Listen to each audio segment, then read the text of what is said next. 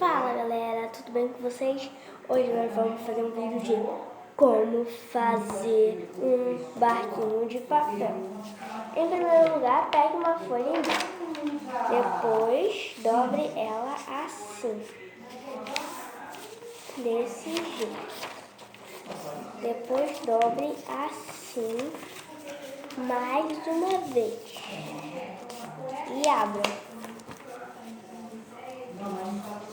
Pegue essa parte aqui, onde está fechado, e faça como um aviãozinho de papel.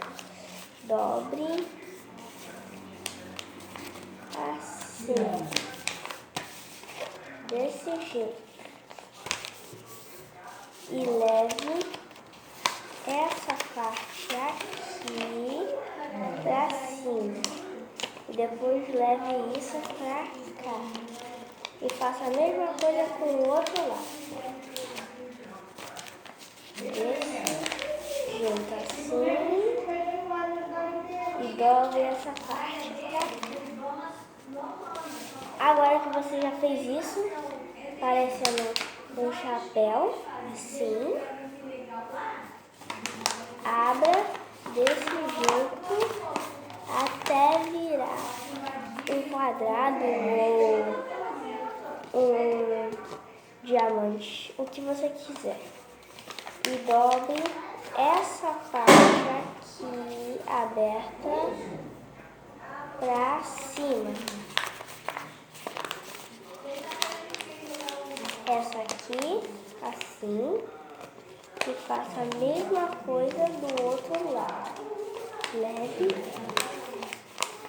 ela pra cima, assim, até virar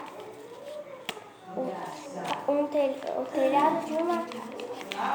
Agora pegue essa parte aqui e estique ela até ficar assim, com essa parte aqui, e abra para virar um barquinho de papel.